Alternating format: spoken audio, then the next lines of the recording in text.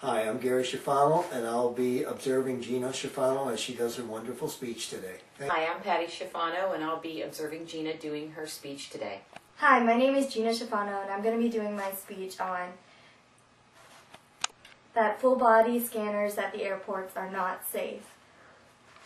We've all heard them say, take off your shoes and anything that contains metal. Please arrive at the airport 1 to 2 hours before your flight leaves. Take everything. Please do not bring anything that could be considered a weapon, such as nail clippers or hairspray. We've all experienced waiting in long lines before our flight, having to throw away liquids such as toothpaste, hair shampoo, being asked to step through a metal detector again because you forgot that you had your keys in your back pocket. We will be looking at why airports scanners are dangerous.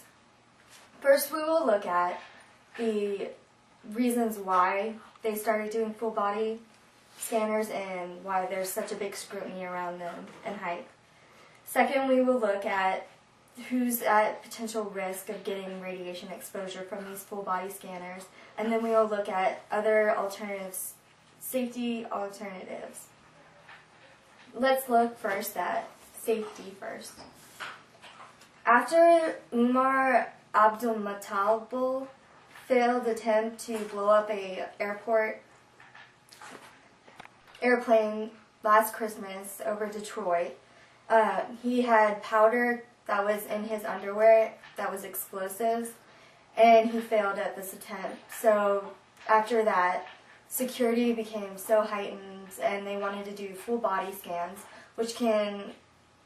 it scans your whole body and you can see everything underneath your clothes.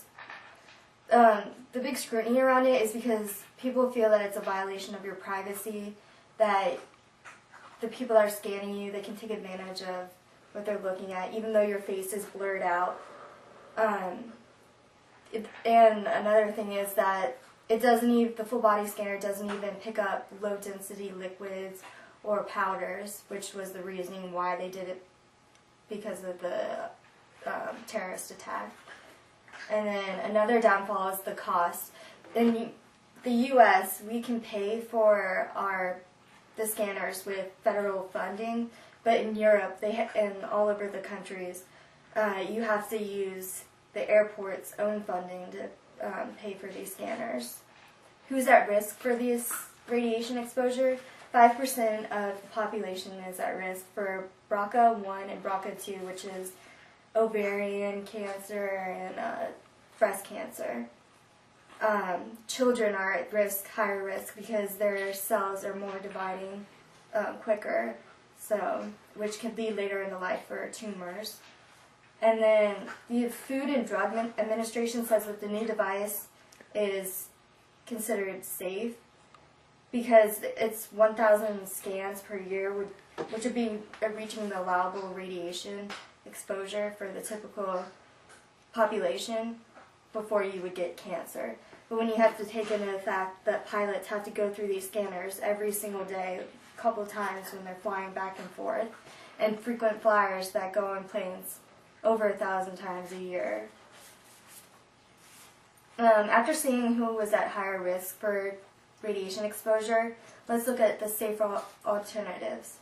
They have a millimeter wave scanner, which they're doing half of the airports are using millimeter scanners, wave scanners, and other half is using the full body X-ray scanner. The advantages of the millimeter wave scanner is that it uses radio waves instead of X-rays, which is a lot safer. It's the same type of quality of picture, and the cost is the same. So that's why there are more benefits, health benefits. No. I have pictures of what the photograph would look like when they get the scanner, full body scanner. As you can see, it can show everything, but you can't really pick up any liquids or powders. And this is what people are having to do nowadays. They're having to go through this machine that takes your picture, and there's a person on the other side that's looking at the picture, but your face is blurred out. Okay, so in conclusion,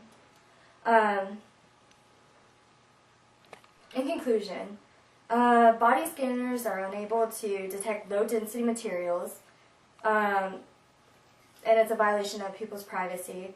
The 5% of the population is at risk for getting this radiation exposure, which has the gene mutation, BRCA1 and BRCA2, which has ovarian and breast cancer, and children are more at risk.